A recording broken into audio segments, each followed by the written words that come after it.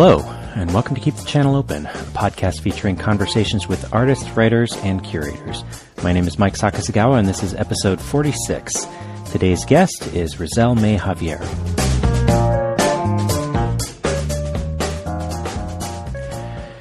So, as I'm recording this, my kids are about 450 miles away. They're staying with their grandparents for a week, so my wife and I are home alone. Well, we've got our dog with us, but the house is pretty quiet. We're taking the opportunity to do some things that we don't usually get to do, we went to the movies this evening. Our youngest is also finally big enough to have outgrown her crib, so we're in the process of rearranging her room and putting together the bed that we got for her. We had to take apart the crib first, which was surprisingly emotional, or I guess maybe not so surprisingly, but it was emotional for the two of us. We've had that crib for over 9 years now, and all three of our kids have slept in it. It's not going too far. My sister-in-law, she just lives right around the corner from us, and her new baby is going to be using it pretty soon. And then after that, who knows? But, it's emotional still because it marks the end of an era for us. There's no more babies in the house. And that's good, of course. You want your kids to grow up and do well, and they are doing that, but it's kind of heavy too.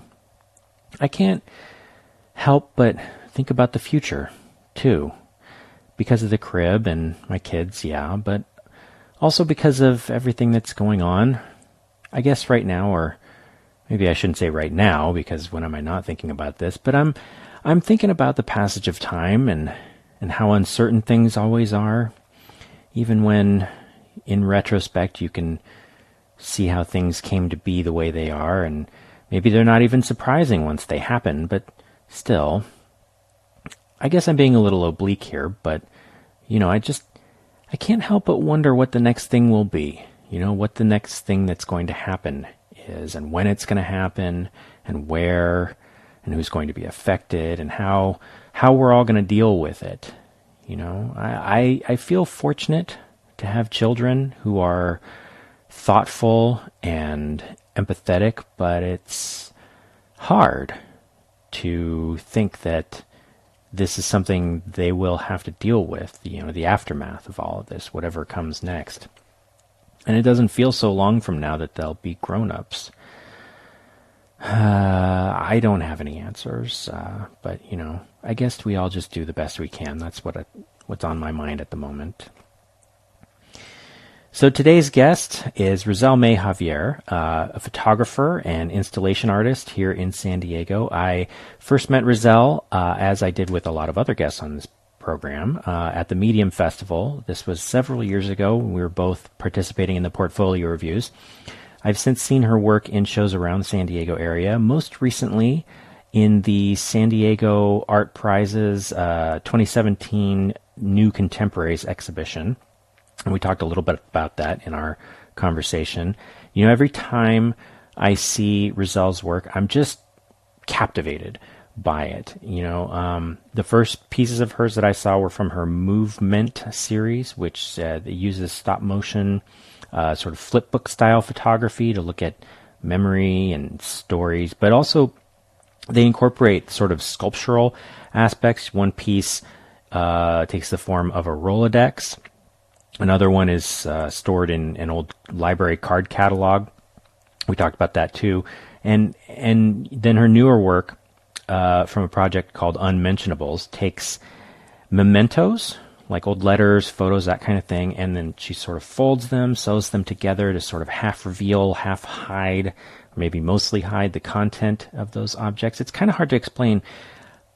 But when I saw it, I went through this moment of going, what is this? What am I looking at? And then all of a sudden the light bulb goes on, and the whole thing just hit me, and that's just such a great experience to get to have as an audience member, Anyway, so I put links to both of those projects in the show notes. You can see photos of the installations and video of some of the motion pieces. It's really cool, so go check that out.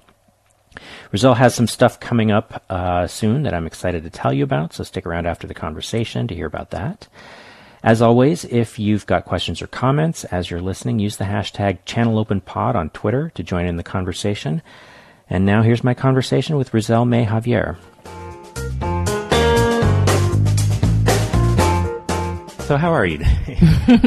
I'm good. Today, I'm, like usual, pressed for time. I was sewing a lot this morning for a show. Yeah, you mentioned that you've got a new show coming up. And, yeah. So what's that going to be?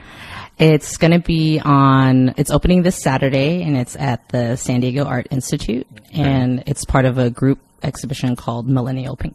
Yeah.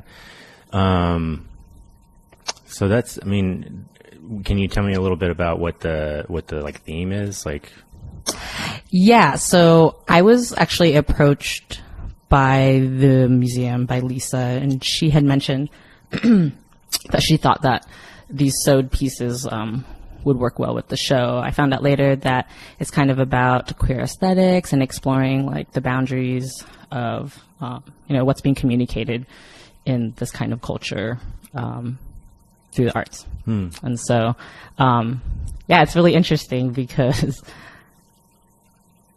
I never really thought about that as a big part of my work. But it's interesting that she reached out to me, and I don't know, that it's a part of it. I don't know. Yeah. I think it's pretty cool. Like, I really like what they've been doing at the Art Institute recently, the past few years. I think they've been doing a lot of really cool exhibitions there, so it sounds pretty awesome. Yeah, I don't know what it was like before it was the way now, except for things that I've heard from other people. So, it's definitely out there. I love the direction. I love the playfulness, and I think that's why partially I feel so comfortable showing like really different work. Yeah. I was a little worried when when Ginger left, since she was such a big part of what it's become more recently, that it might change a little. But it's been really heartening to see that they're like just still going full steam ahead and like showing interesting work and doing interesting exhibitions. And I don't know. I think it's a really great resource to have in a town like this. Yeah, I think that Lisa's been doing a really good job. I just met her this year, and already she's kind of helped me gain this new energy, this new community, along with working with the San Diego Art Institute. She's also started this collective of women of color that are just like, we're starting to meet like every month just to talk about like how we think we're not being represented in museums or in media or in art. And I don't know, I get so used to, I don't know if it's like this for all artists, but you get so used to being in your head and in your own space and in your own studio that you're like, oh, there's so many other people that feel the same things as me, or they're making me think about things that I never thought about before. And it's good. It's making my brain feel like it's working again. Yeah. It's really cool to get the chance to like experience the artistic community a little bit. How many people are participating in that sort of this group? Collective? Yeah.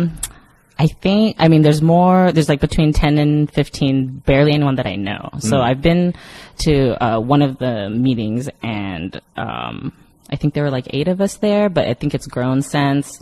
And I think we're meeting actually this week or next week, and they've already started like, we're going to build a website, we're going to do this. And I'm like, whoa, it's happening so fast. But it's good because all I know is that I feel the energy. Yeah. And so it's like ricocheting off of me. And even like working today, I'm like, I have this momentum, like, that I feel like I haven't had in a really long time. Yeah. It's really great to, I don't know, when things kind of take on a life of their own, and you get to sort of get that charge from interacting with other people. Because like you say, the making of the art itself is usually such a solitary process. Like you say, like, I don't know if everybody feels this way, but it's been my experience that a lot of us do kind of feel that way? Yeah, I think I think it works across all mediums, but particularly with photography, you're like in your mind, in your camera, in your viewfinder. If you're working with film, you're in the dark by yourself, not talking because you're concentrating, and there's just a lot of alone time. So it's good to kind of balance that. And I think the older that I get, I'm realizing like if I really want to survive and I really want to like keep continuing to make art in like a healthy way, that is something that I think everybody needs. Yeah, definitely. So I wanted to, you mentioned that you're working on this piece specifically for this new exhibition, and then that was kind of reminding me of the piece that. So the last time I saw you, we'd met before this, but the last time I saw you was at the. I don't know how you pronounce it. Basil. Yeah, I'm calling it CM Curatorial because I don't know. I don't know how to pronounce it either. The New Contemporaries show at CM Curatorial, and that's in Barrio Logan. And I saw you had a piece there, which I thought was amazing. By the way, I think I said that to you at the day, but I thought it was new, really cool. So I'm still figuring out how I feel about it. Yeah. But that also was, it seemed kind of site specific, at least how it was installed for that exhibition. And I was kind of wondering, like, do you find that you make more work lately that is sort of specifically for an exhibition, or is it like this piece that you're making for this new show that's coming up? You're making it now, and you're making it like for this show, right? So is that something that's kind of more usual for you, or you usually find that you're making stuff, just ahead of time and then presenting it when you have the opportunity? Well, luckily this year I've had a lot more time to work on personal projects. I am working on these pieces right now for this current show, and I think I love that drive and pressure of a show. And I already had pieces like, actually, they don't know it yet, but I already had shown them what I was going to submit. And the pieces that I'm bringing today are not those pieces. They're all brand new pieces. And I just, I don't know. I kept thinking about like, why can't I just show what I showed them? They had asked me a couple of months ago, and I think the feeling has passed. Like whatever I was going through at that time, or whatever I was thinking of at that time, it's kind of over. And then I feel like putting this work in the show, like if I had put that work in the show, not like lying, I don't know what the right word is. I just feel like it's over, and I'm in this show, and I feel like I'm talking about something now. I feel like the topic is about now and how people are dealing with things now, and I just had that sense of urgency to, like be up for the last 3 days and sew something, and I don't know if that makes me feel better about putting a piece in there and sharing that with people.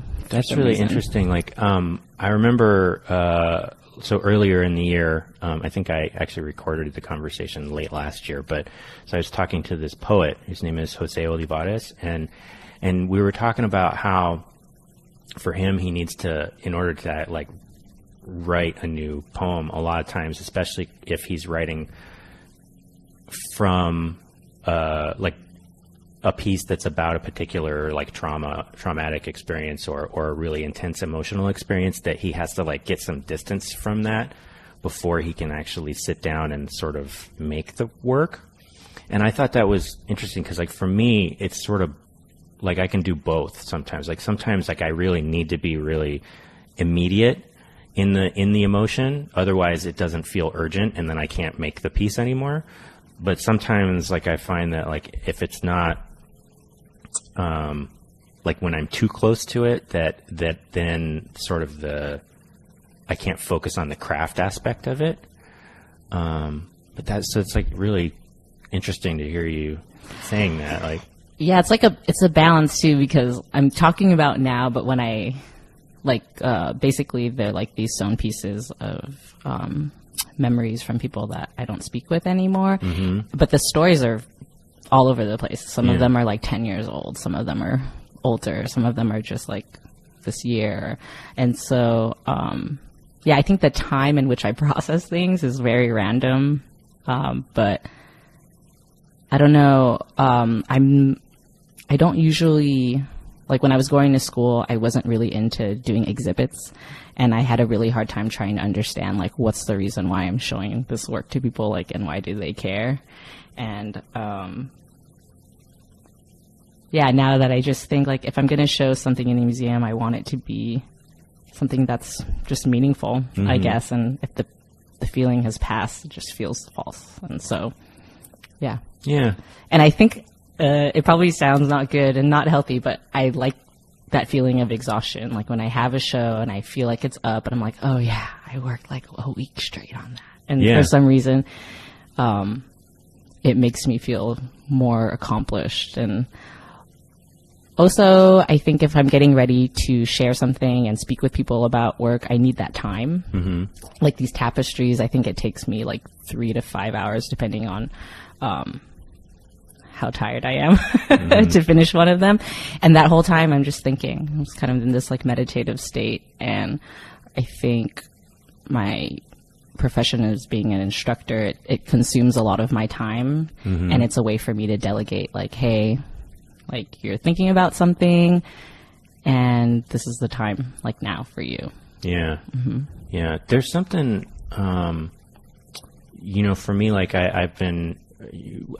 so we sort of share a background in that we're both sort of photographers. We have an initial starting point with photography as photography. But then I remember when we were talking at the New Contemporary show, you mentioned that sort of, like when you were in school, you kind of quickly branched out from that because there wasn't a photography teacher or something like that at your... Yeah. So actually, when I was an undergrad, so I went to Humboldt State University, I had a couple of photo classes that really focused on like the history of photo. And I think that's what really introduced me to the variety. You know, like at first it's just like, oh, you take a picture and that's like the basis of photo. And then I realized like, oh, you could like use these different chemistries, you could produce different colors, you could use different processes. And so I found photography late undergrad, so I applied to grad school. When I got in, my work was already kind of not like a normal photo. It was like these images on wood. And I remember when they called me to tell me that I got accepted, that they were like, oh yeah, you're in the painting program. And I was like, oh, I think there's a mistake because I don't do paintings. I'm not a painter. And they're like, oh, well, we saw your work and we're confused now because they look like paintings. And I'm like, no, they're photos. And so I think that was like the beginning of like, oh, okay, I'm realizing like, where do I belong in this like photo world, or how does it fit? And so I went there to work with Walter Cotton, and he ended up passing away like a year, maybe a year and a half into the program. And so through him, I was really working on like working in the darkroom. And then when he passed away, a lot of people were like, well, what are you going to do? Like, there's no photo teacher here. And they had asked me like on a serious level, like, do you want to go to a different school? Do you want to try and apply? Do you need a break? And all I knew is that I just wanted to keep making art. And I didn't really want to leave. I had this momentum built up. So they transferred me downstairs from the painting room to the sculpture lab. And I started working with my really good friend and mentor, Richard Keeley. And he taught me just to explore different materials. And I think that's now, I think, the main basis of my work. Like playing with materials, figuring out what they mean to me and how I could use them to communicate. And I don't know if it's like a safe spot thing, but photo seems to always like come in there somewhere. So even if I was working with wood or glass or welding or lots of paper and flip books or whatever, yeah, I always had photo in there. And that's why it feels, I think, very strange for this show or this current work where the pictures are not there or they haven't shown up yet. I don't know if they will or not. Yeah. The reason that I was sort of mentioning where I was sort of going was that, like sort of started in photo also, and then sort of, well, I mean, it sort of more started as a writer, but then as I got more involved in photography, I kept finding myself interested in doing things other than just straight photography, even though like I have so much respect for just straight photography. But the thing that you were saying about when you're spending the time making the piece, and so 3 to 5 hours, and it's very meditative, that I always find for myself that I don't really get that feeling when I'm just working on a photograph as a photograph. That like more recently I've been doing artist books, which is very hands-on, right? And working with leather or paper or boards or whatever and thread. And so like the last book that I made, I only made one of them, and like making the final version, just the assembly after I was done planning it and everything and making tests and things like that, it took like maybe about 4 hours for me to sew the thing together and make sure that it was all nice. And that 4 hours went like, just, in a wink, because I was just very in the zone, kind of, like the repetitive motion, or that's not... It's like a trance. Yeah. There's like a flow to it. That's not something like if I'm just like sitting and screwing around in Photoshop or something, like I never get anything like that. Even when I'm doing something like sequencing a series, like it can get a little bit close, but it's still, I'm a lot more in my head at that point. And it's really, there's something really about manipulating the tools, like the hands-on tools of the bookmaking process, and that really lends itself to that meditative state. That was something, when you were saying that, really, that was what I was thinking of, What do you... Yeah, I mean, I love the problem-solving aspect of working with new materials. At least for me, the content of my work could be like mentally exhausting, and so and oftentimes leading me to questions that I can't answer, and which I don't mind, but I need something to balance that. Like I love questions and I love not knowing answers to things, but I think everybody needs that. Like, okay, this is a question mark, and then like this other side is like, this is the part of my life that I understand, right? And so when I started doing sculpture, I was like, oh, this is awesome. Like you put two pieces of wood together, and no matter what, when you put the nail here and you hammer it, they're going to be together. Like I don't have to be like, well, is it going to want to be together? Is this going to like, I don't know. It's just a very straight answer, right? It's more logical, like math or something like that. If you cut this piece to fit this piece, when you put them together, they fit. And, so much of my work is about people and how that doesn't happen and how things totally are miscommunicated.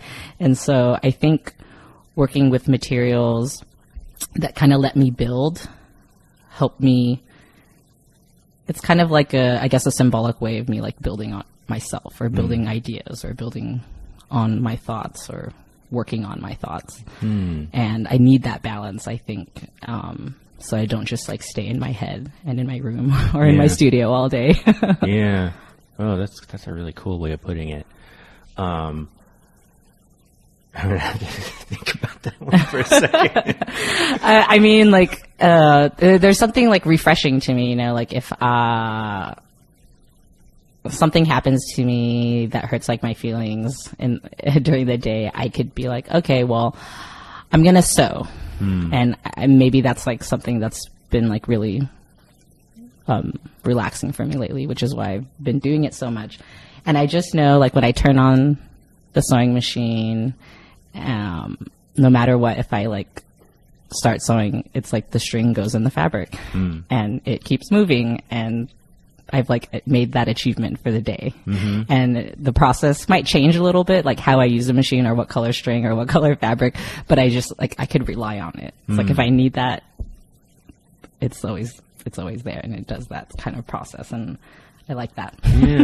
Yeah, that's really cool. I often find there's something both relaxing and kind of tense about making like physical things that I mean, and maybe this is partially because, I mean, I did start photography when I was a teenager. We did darkroom work and stuff like that. But, you know, since I was doing it seriously as an artist, it's been mostly digital.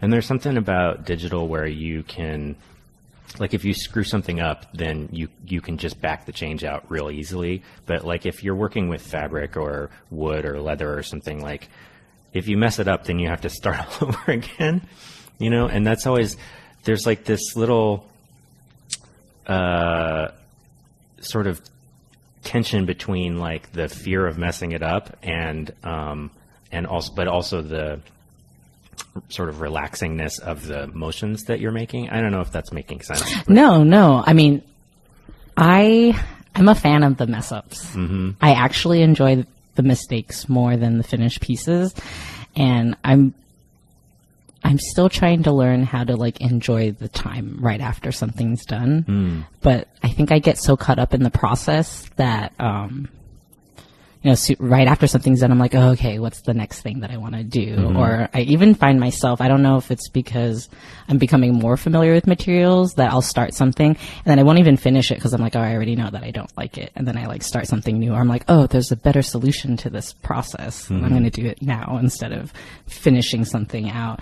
And, yeah, it's good. I mean, I think I always take these experiences with me in relation to my own life, and it's like, being able to be a little bit more free with these materials make me feel okay to make mistakes. Like I don't have to do anything perfect as long as I know that I'm processing or thinking about how I did it. And that to me is like more useful. You know, I'm still also trying to get used to calling myself an artist because I'm feeling more like a teacher right now. But, yeah, I'm just trying to like embrace those experiences. And it's like, if I was a student, what would I want myself to learn? It's like, yeah, like make mistakes. Those are like the only ways that people come up with new things and how to become innovative. And like, not that things always have to be new, like, but, I just want to see something I haven't seen before. Yeah. Yeah. It's so weird. Like so many artists that I know who are making just exceptional, like really resonant work, I feel like there's this hesitance to call themselves the word artist. And I just, I mean, and on the one hand, I can relate to that because like I'm hesitant to use that word also. But on the other hand, it's like, where does that come from? Because like you're making art. So like, you know? I don't know. I mean, I think it might be for me the respect that I have for the artists that came before me, and I just don't feel like I'm there yet. Yeah. Also, I think I battle back and forth between like, I don't know if there's like a middle profession, but like I love to make art, but I also love to teach, and I do those things kind of simultaneously. But I think because teaching is so, at least for me, it's very intensive, that I feel myself pushing back like a little bit more. And I know still why like art is important and why I think it's, you know, important to give students these voices and these experiences to help them communicate. I think like, okay, well, I still need to be making work because then I'm kind of preaching this process that I'm not participating in. So it's like I go to class and I'm like, hey, you guys, you need to make time, you need to make work, you need to journal, you need to think about these things that we're bringing up in class. And then I like go home and I'm like, I'm going to go to sleep because I'm tired or something like that. And it's like, it doesn't work that way. You know, I need to, I don't know, what's that like self-inflicted struggle, but it's like, I need to also feel like I'm working hard so that if I ask them to work hard, I feel like we're on the same playing field. Yeah. Because I just don't think, there's like a hierarchy in that kind of learning. I think we're all even, like even if I've been in school longer or even if I'm older than them, I just feel like we should all be working like, hard. Yeah. Do you find, so I mean, like, so it sounds like motivation is one way that teaching sort of intersects with your artistic process. Do you find that teaching informs your art or sort of feeds your art in other ways, or? Yeah, I am realizing now, like, the more that I look at my work in connection to where I was working at the time, is that I've really, really exercised this, like, permission to be honest. Which I don't think I was ever being dishonest, but I think I was withholding information, you know, and I think what my students have taught me is that we all learn from each other's experiences. It's like if we keep them kind of hidden, then they don't really serve anyone. And I feel like oftentimes, like, for all of the emotion, the time that takes place with that learning, it's like we should share it and kind of reap the benefits of these experiences instead of, like, condemn ourselves for, like, these bad things or scary things that have happened to us. And that's, like, a different kind of learning that I think is even more important than books. You know, I think I loved school and I loved, like, my GE classes, even, like, outside of art and everything. But I think these just, like, real life experiences that oftentimes people don't talk about are really the root of, like, learning what it's like to be, like, a human and a person. And that's not covered in school. Yeah. And I am totally, like, a school baby. Like, I went straight from elementary school to middle school, high school, undergrad to graduate school. And I just think, like, how did I get through all of that and not learn some of these really, like, key things? Yeah. And I think that's what I'm doing right now. And I think that's why teaching is also really important to me, because I just think, how do I include this in classes? Like, I'll read my reviews and they're like, oh yeah, Rizzhel, she was my photo teacher, but I did not just learn photo in that class. Or, yeah, this wasn't a photo class. This was, like, a class about life or something like that. And I'm like, I don't know. Those are the ones you remember too. I remember I had a biology teacher in high school that, like, I mean, probably 3/4 of the class was just, like, life lessons. And he's one of the ones that everybody that went through that school that had his classes, he's like, oh yeah, like, I remember Mr. Fletcher. Like, I learned a lot from him. Not a lot about biology necessarily, but, you know, I'm really glad that I was in his class. Yeah, it's funny. It's like oftentimes when I hear my students talk about photo, it's like a side note. And they're like, oh yeah. Well, I learned that, but I also, you know, I learned a lot about myself. And that's what makes the art interesting too, though, right? You know, like, if you're, like, you know, like photography, like anything, you have to have a reason to be making the work. And if you don't have a, you know, the work comes out of your life. And so if you're not sort of engaged in that and aware of those processes, then how can you really make engaging art? Yeah. And I think, you know, when students have that struggle, or, like, I don't know what to do, then to, like, have that kind of cross-examination, like, okay, well, we need to kind of take a step back. And it's like, I'm really glad that you know how to use the manual settings on your camera, but, you know, let's think about what you look at normally during the day, you know, go back to basics. Yeah. The thing that I you know, thinking about the work of yours that I have seen, which I always find really, you know, I haven't seen a ton of your work, but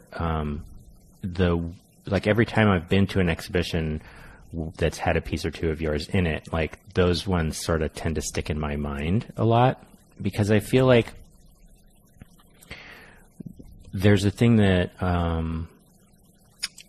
do I put this? What the work looks like and how some of it might be interactive, like with the flip card ones that I've seen before, or the more recent piece at the New Contemporaries show, like, is visually striking and sort of unusual, but that the form of it really supports the sort of emotional aspect of it, which I guess on some level, all art is sort of trying to do that, have the form of the art convey something about the theme or the emotions under it. But I've always felt like your work really does that very successfully. And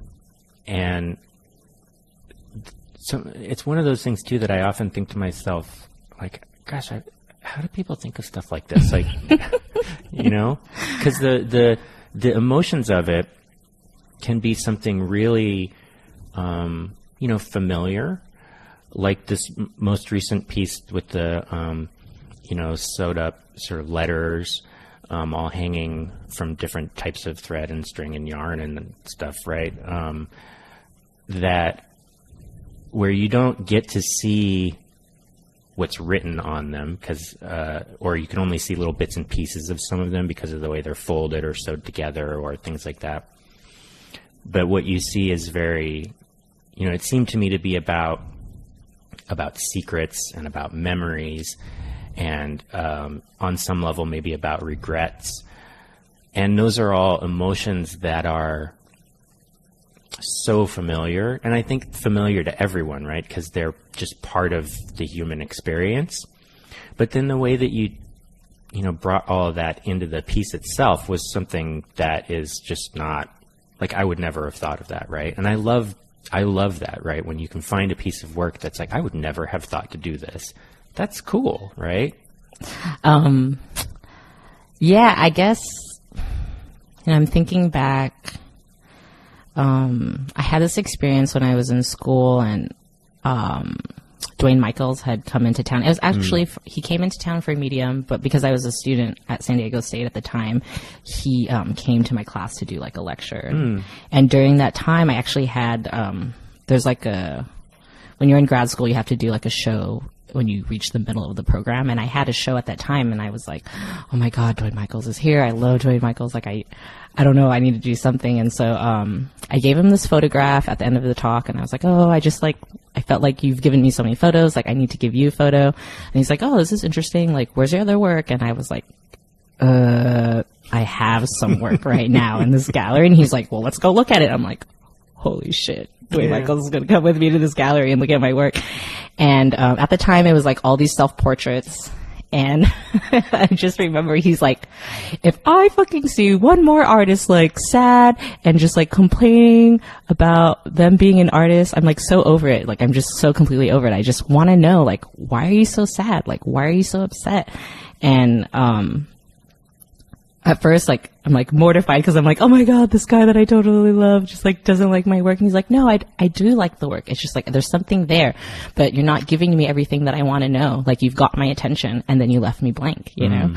And so that's where I was like, okay, I need to like dive in more. And then I started to realize, okay, the more genuine that I am, like if the more specific that I get with some of these stories, I realized the more that people were responding to me. Like, it made me feel good when I went to shows and they're like, oh, I know how that feels. Yeah. And I think it goes back to kind of like, like going back to that, like, oh my God, I'm not alone when I think about this, because, just that process, like being in that hole kind of and working on it. I think you need that alone time, but then you have to somehow pull yourself out of it. And that's the trick. It's like, how do you not get stuck there? Yeah. And then as far as like forms go, I think that's where the logic side, I don't really respond well to logic. I don't, like, I know that it's important, but I just don't think that way. But I know that I need to access some of that when I'm like working, otherwise I'm going to go overboard. I'm going to like kind of deal with this like imbalance. And so I think of all these memories, and then I'm like, well, how do I show, then I'm also thinking like, I have these jobs now where I'm outside of the art world. So it's made me think like, how do I show this to a person that needs to see it in a really logical way? So when I think of the drawers, I'm like, okay, like when I have memories, I put them and I organize them in these drawers. And then when I don't like them, I take them out and I throw them away.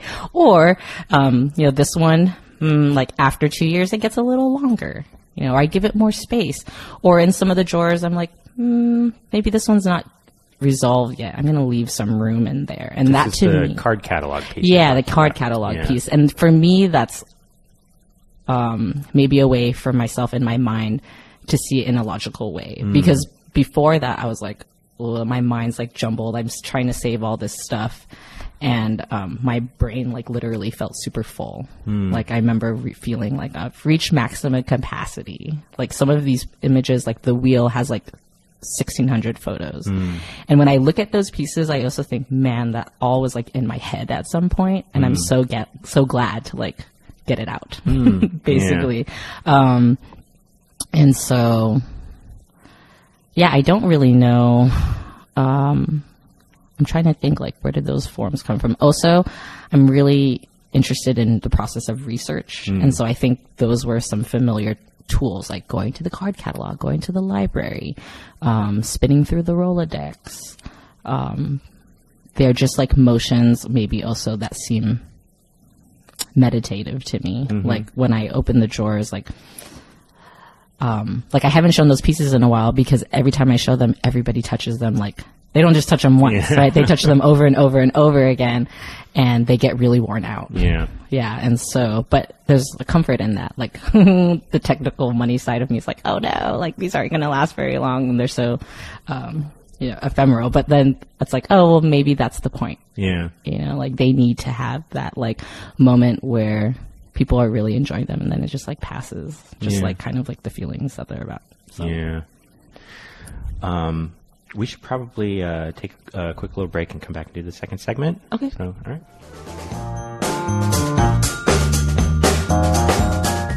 So for the second segment, I always invite the guests to bring a topic of their own, which could be anything that you'd like to talk about, whatever's on your mind. So what would you like to talk about today?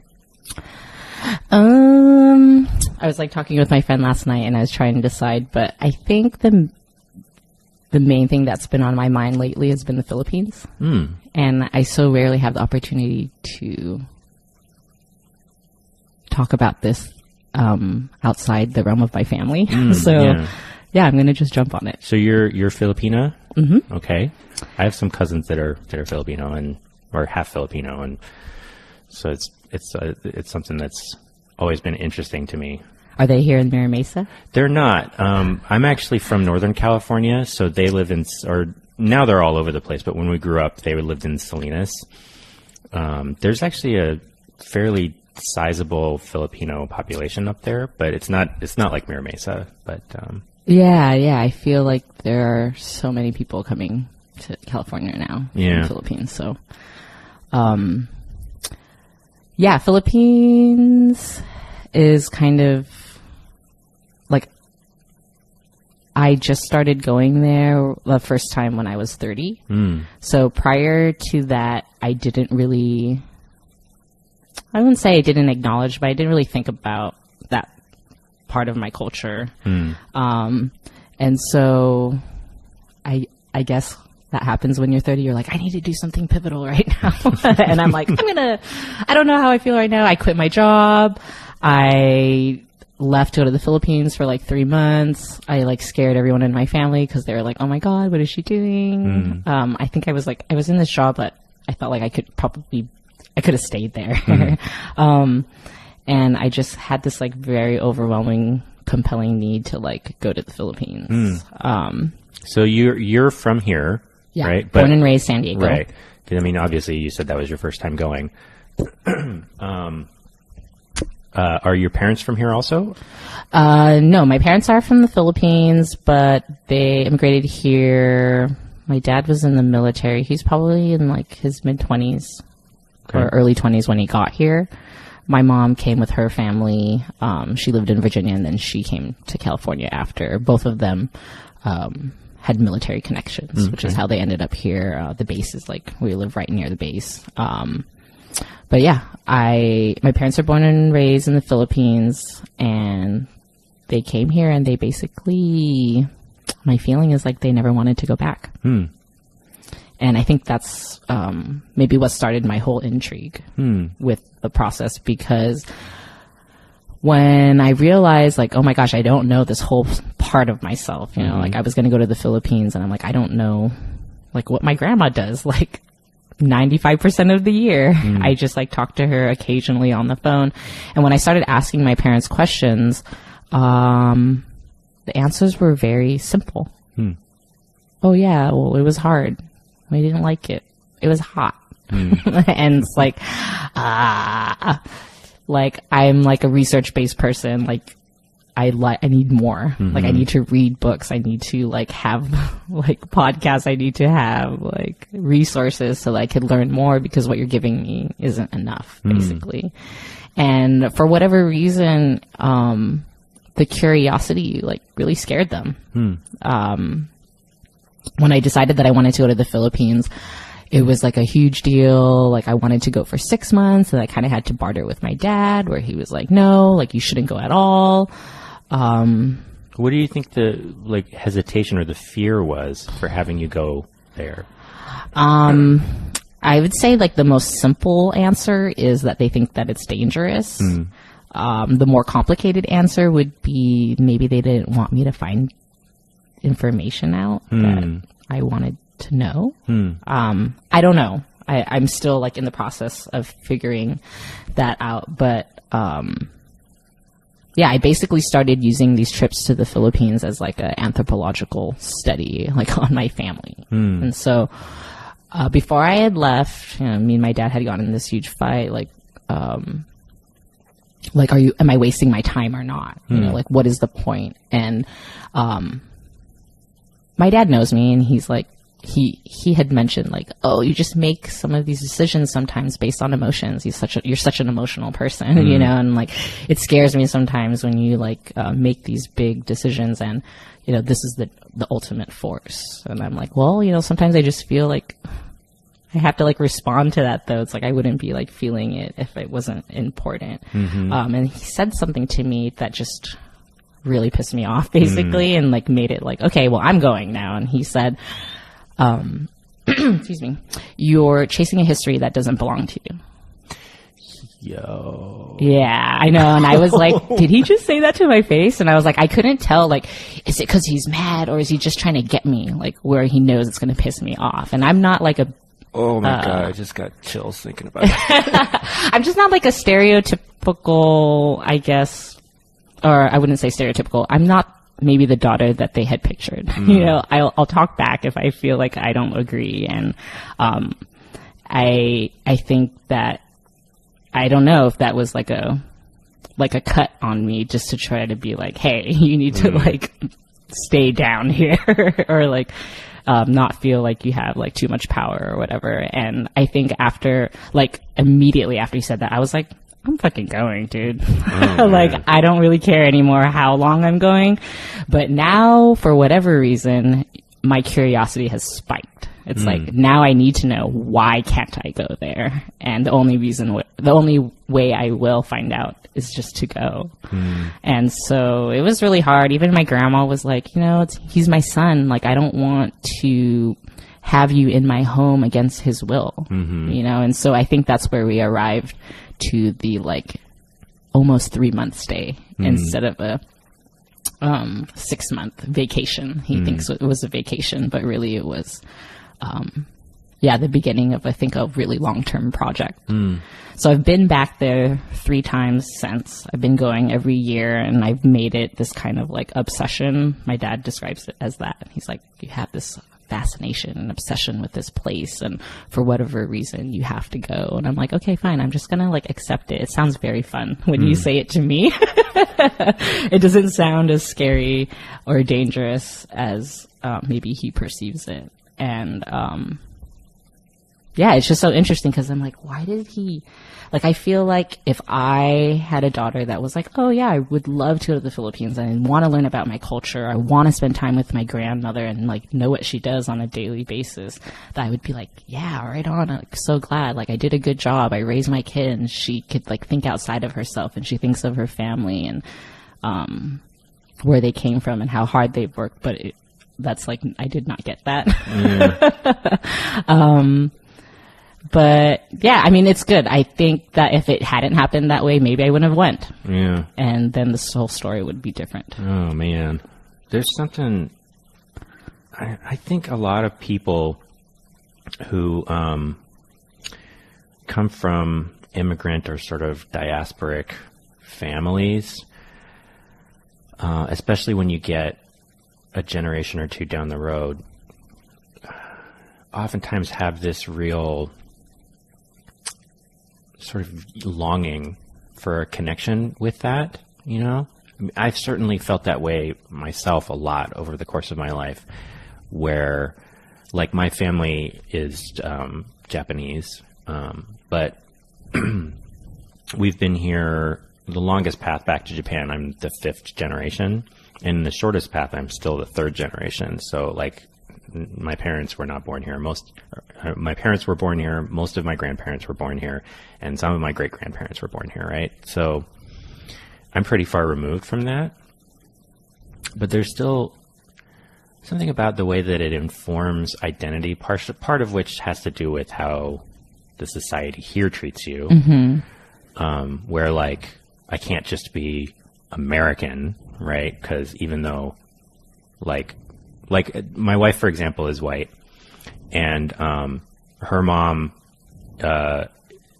is an immigrant from Canada, and her dad was born here, but her dad's parents were not, right? So her family has been here a lot shorter time than mine has, but nobody would question whether she's American, where, like, people sometimes, like, even, like, this still happens to me sometimes where people will, like, talk at me a little louder, or, you know, not necessarily be sure on first looking at me that I speak English properly. Yeah, I mean, so many times, like, before I actually went to the Philippines, people were like, oh yeah, what's it like? Yeah. And I was like, I have no idea. Yeah.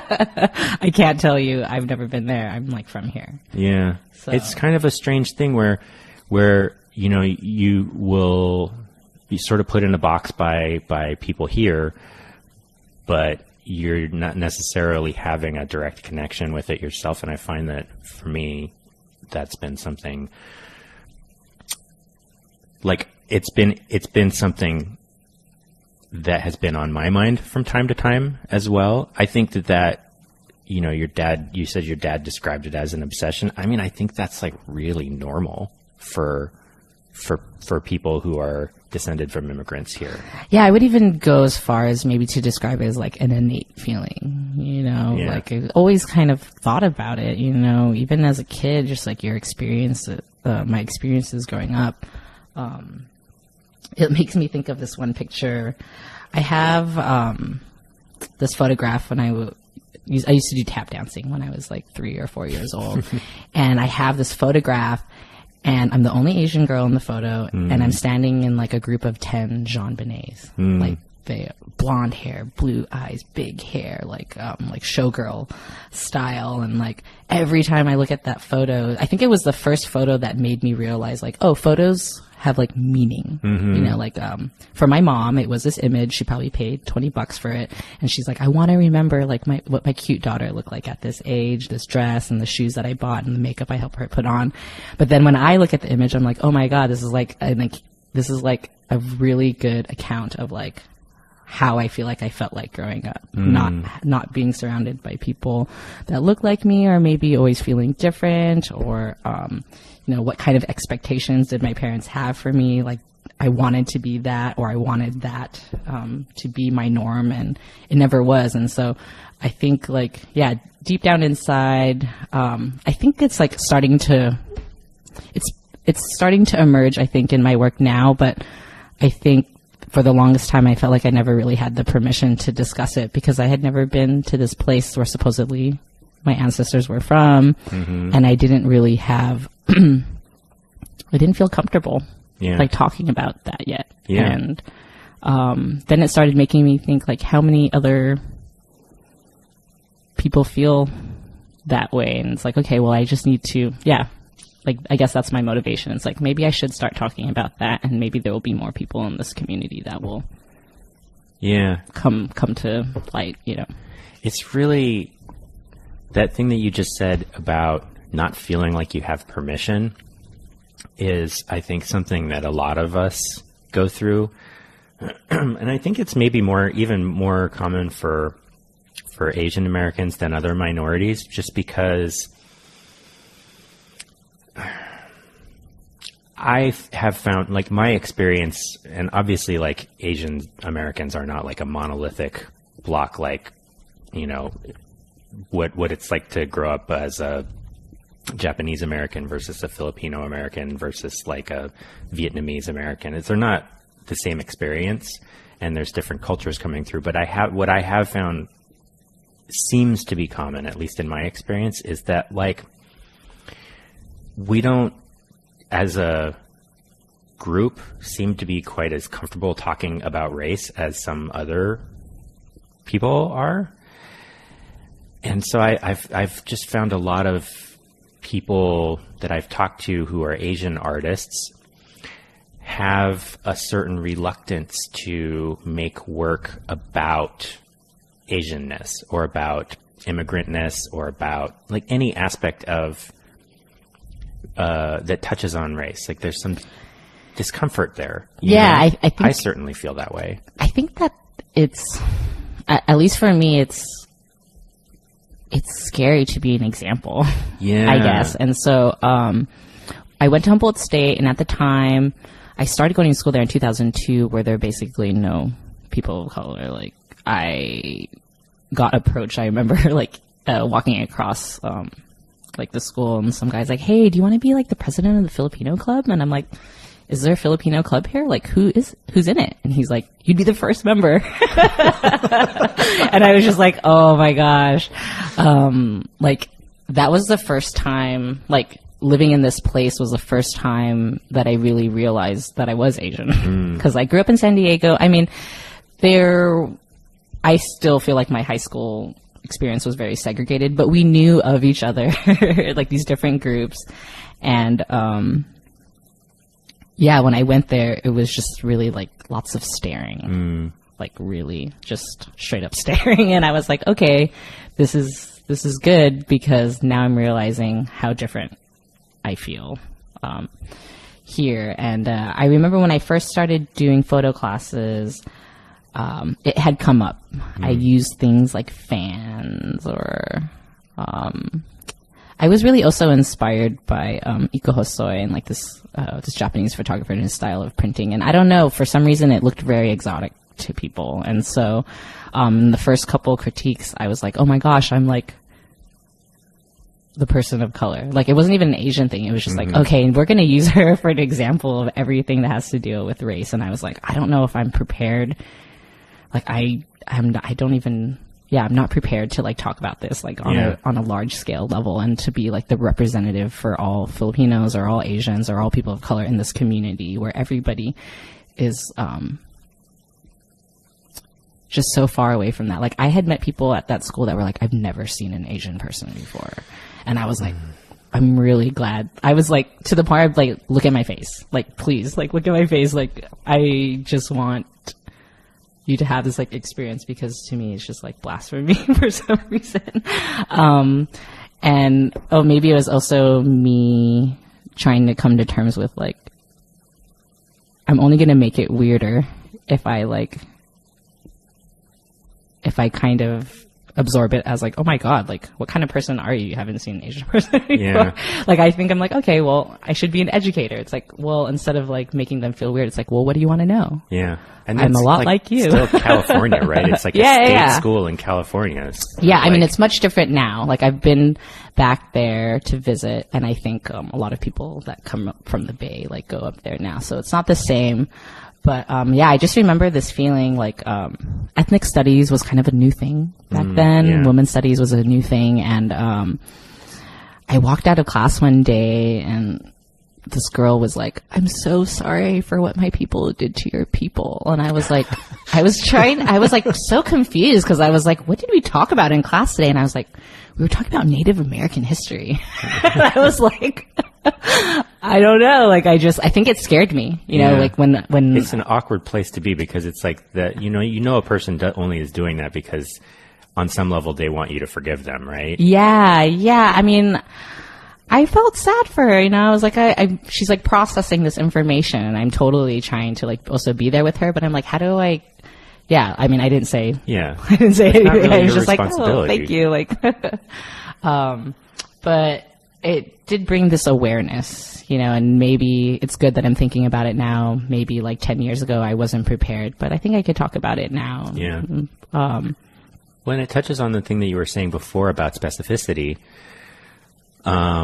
because I think that's another thing, this thing that you were saying about, wanting to be a representative, or not wanting to feel like that, because, like people are gonna, like if a piece takes off or your work takes off and that's what it's about, then a lot of people are going to hold you up as some kind of spokesperson for all Filipino people or all Asian people or all people of color or whatever, right? And that's a very uncomfortable place to be. And I think I've talked to a lot of people about that. It's certainly one of the things that has always been sort of at the forefront of my anxieties about making race-related work, that feeling a pressure to have to deal with the fact that if the work took off, that people would hold me up as some kind of example, but also knowing that like a lot of people, even who would be broadly similar to me, like who might be, Japanese American in California who is many generations down the road, would still find my life experience to be very different from theirs and not representative of their experience, and feeling like, well, I can't be a representative for everyone, right? That's a tough place to be. But I think like the thing you were saying about specificity, it makes it, that's the thing, right? Is that you can always talk about your own story, right? Or at least I feel like. Yeah, I think like, what's most important for me is like that a dialogue starts, and I think it's never easy talking about things that you don't normally talk about. Yeah. But I think if people could get past that hump, then it's like, okay, good. We've arrived to this place where we could at least talk like normal people. Mm-hmm. And it just makes the process a lot less daunting to me, where it's like the work I think about now, it's like things that I don't say to people. Yeah. And it's like, well, if I just like said it more, then maybe it wouldn't be so hard to say all the time. Yeah.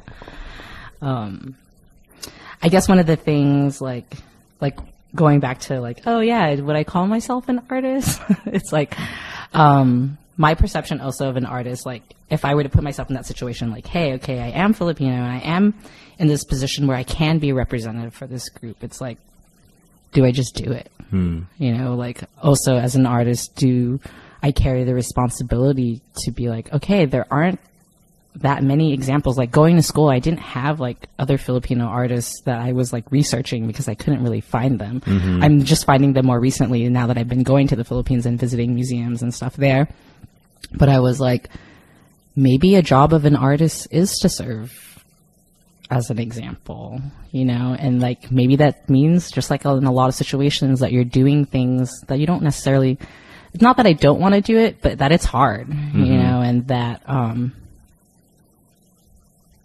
being an artist isn't an easy thing. Yeah. Yeah. And I think that kind of accepting that kind of responsibility is what also brings maybe makes me think of that transition of like artist as a profession versus artist as a hobby. Yeah. And I'm learning about that, and I think that it is a profession, and maybe I'm transitioning there, and I'm going through those growing pains right now. Yeah. Sort of figuring out your relationship to the work and how that impacts your identity, how you think about yourself. I think that's sort of a lifelong process, or at least I hope it is. Well, also like the things that you make aren't always, they don't have to be things that you always agree with, but they're things that you think about, and I think having that freedom to explore those things just like the way that I would explore with materials, it's like, that's a good thing. Yeah. You know, then I don't feel so much pressure of like, what I say or what I do is wrong or right. Yeah. It's just like, oh, I'm just thinking and I'm processing things kind of out loud by making these things. And I guess that's why people make art, because they're like, I'm going to make it instead of talking about it first. Yeah. Yeah. It's a tricky thing trying to sort of balance the feeling that the weight of feeling a certain responsibility to do a thing, and to do it well, with also, you know, that can be an opportunity, but it can also be a really heavy burden sometimes. But I think that's something that I've wrestled with at times as well. Feeling a sort of simultaneously feeling a responsibility to do something, but also feeling, the way that I was going to say this just flew out of my head. Feeling a responsibility to do something, which oftentimes for me has a sort of resistance to it, where it's like, if I feel like I have to do something, then I don't want to do it. But then also feeling like, but I do want to do this. This is an opportunity for me to do this. There's a sort of, I don't know, push-pull to it. Yeah, I mean, I think the push and pull is important, especially, I think it's important for artists to think about why they're making things, and then in what context they're showing things. Mm-hmm. Because, there's a difference. It's like, you could just make art and like keep it at home, mm-hmm. you know, like if it's really just for you. But if you're going to put it in a show and you're going to put it out there, that's for me where I have like a problem. Like, I want to know why it's important for this community to see it. Mm-hmm. What kind of impact is this person like trying to make? Because we could see a lot of really pretty things like on the computer, or mm-hmm. like, you know, when we go to the park, or like, I feel like this institution, it's, you know, it's, there's a bigger purpose for it, right? And so, yeah, I think it's good to be a little bit more critical about what it is you're going to do with these little pieces of you, like after you make them. Yeah. Yeah. Because it's real easy to sometimes feel like that the thing that you're doing has a sort of selfishness to it. And I guess it could actually be that way. Although when I think about other people's work, I very rarely feel like other people's work that is sort of, you know, talking about whatever aspect of their own experience, as long as it feels honest, it never feels selfish. You know, the only time work ever really feels selfish to me is if it feels like it's exploitive in some way, where if it's like, I don't know.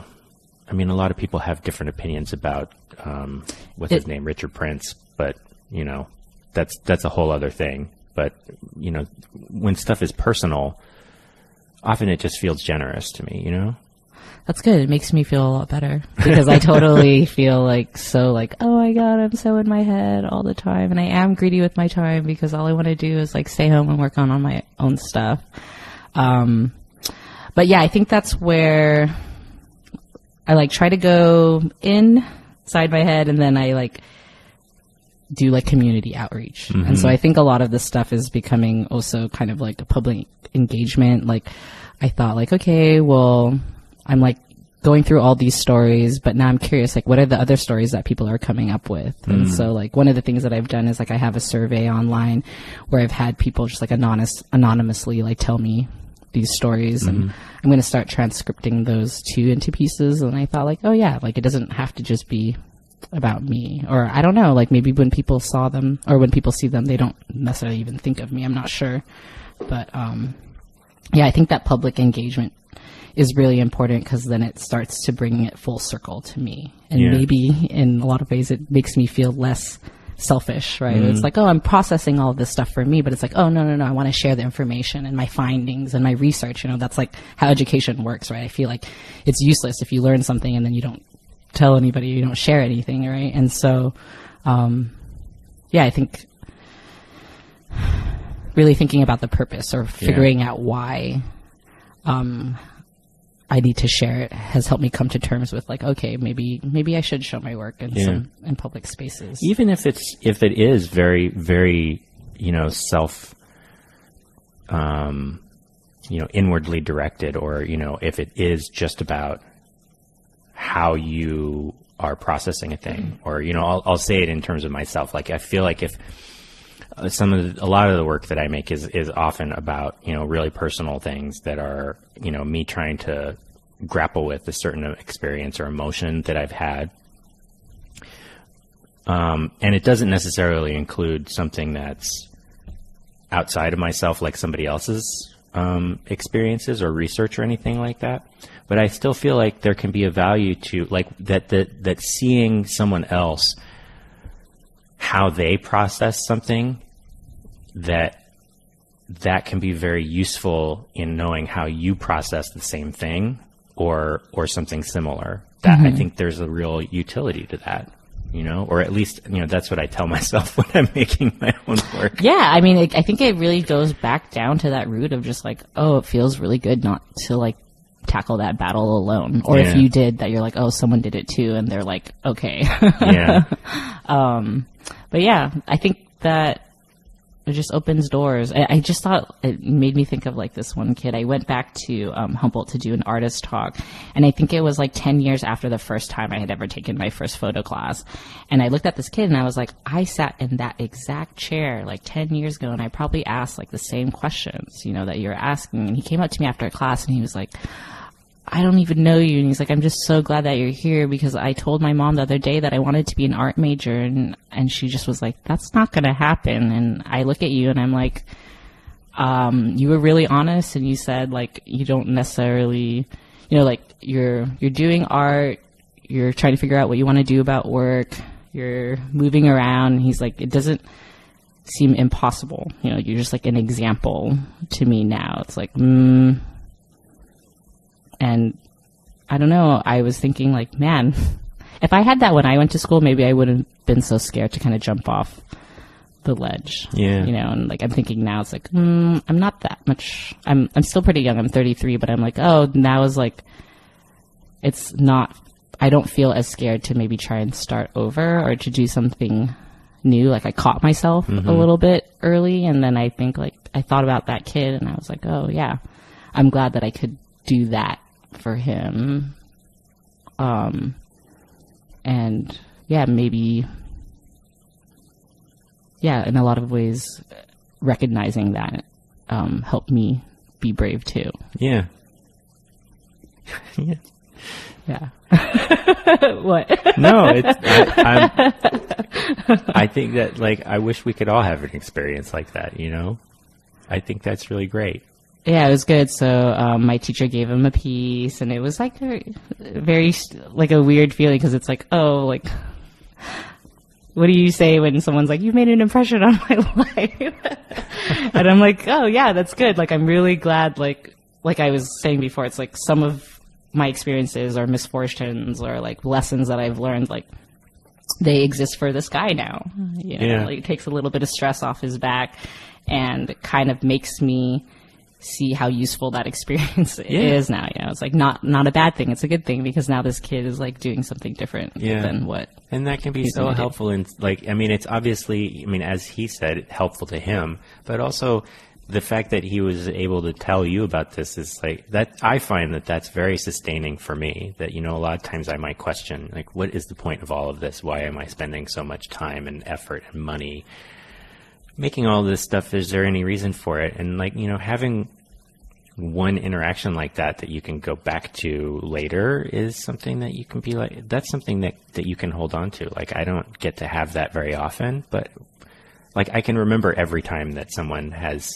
said something like that to me. And when I'm feeling really sort of in a dark place about my work or my role in making the work, like I can go back to that and be like, you know what, this mattered. It mattered to that person. And even if it didn't matter to anybody else, like that was something real, and that was something that I can hang on to. Yeah. I mean, I really respond to like little things. Yeah. So yeah, it was good. Yeah. So, I could probably keep going for a long time, but we should probably move towards the end. The last question that I ask everyone is, whether there has been a piece of art or literature or just general creativity that you've experienced recently that meant something to you. Yeah, actually, so a couple of weekends ago, I had just gone camping. I went to Mexico and camped at Laguna Hansen. I've never camped like on that side before. And I was thinking of like these little tintypes that my friends made. I went with my friend Barb and my friend Julio, and Barb is like a friend from like 10 years ago from grad school, and then Julio is just someone that I just met recently from the CM curatorial show. And it was just like such a special moment for me because I had like someone new and someone old doing something that I just really love. I went out and we took my portable darkroom with me, and I showed them how to do tintyping, and it like revived me. I don't know, like my friend Barb is a metalsmith, and so she knows really not too much about photo. I think she took photo like once when she was an undergrad, and then to see her just like after like boom, boom, boom, she's like, this one wasn't good, I want to do it again. She learned how to use a camera that day. She learned how to use all the chemistry.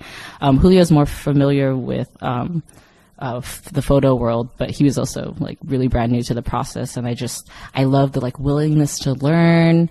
And yeah, it's like not really that often that I could share those kinds of things with,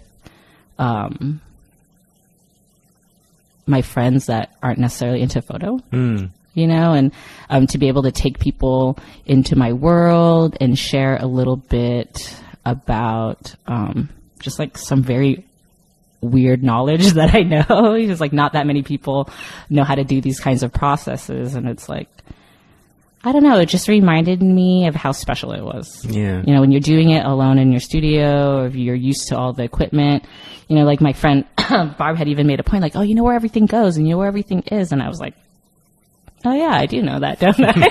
It was just like so second nature at some point. And then yeah, just to have that like span of like of new friendships and old friendships, and then having them get to know each other. And then, I don't know, it was just a really special thing. And I love doing that kind of stuff. Like I've been doing that a lot, like going camping and bringing my friends and doing photo stuff. And I'm realizing more and more that those are such just enriching experiences, and that, yeah, we should be doing it more often. Yeah. All right. Well, so thank you so much for talking with me. I really appreciate it. Yeah, thanks for coming over. And yeah, I look forward to hearing it. So, as I mentioned at the top of the show, there are some upcoming and current opportunities to see some of Rizzhel's work. The Millennial Pink exhibition, which we mentioned, is on now through September 3rd at the San Diego Art Institute. Also on now, Rizzhel has work in a group show called Intro to the Dark at Lab Number 347 in Barrio Logan. That runs through August 28th. Also of note, episode 44 guest Scott B. Davis has work in that show. Coming up, the SD Art Prize will have a booth at Art San Diego from September 28th to October 1st. That will include some of Rizzhel's work, as she was named one of the 2 Emerging Artists of the Year by the SD Art Prize, along with episode 28 guest Alexander Conqui. And then she will also have work at the Instituto Tecnológico de Tijuana in a show called Round Trip. The opening reception for that is on October 12th at 5 p.m. You can check out the show notes for links. And that is our show. If you'd like to get in touch with me, you can send me an email at podcast@keepthechannelopen.com. You can also follow me and the show on Twitter at ChannelOpenPod or on Facebook at facebook.com/keepthechanneleopen. If you'd like to support the show, please consider making a monthly pledge in any amount to our Patreon campaign at patreon.com/sakeriver. That's patreon.com/sakeriver. Sake like the drink and river like river. Our theme music is by Poddington Bear. You can find more of his music available for licensing at soundofpicture.com. Next time our guest will be photographer Kevin Miyazaki, so be sure to come back for that. And until then, remember, keep the channel open.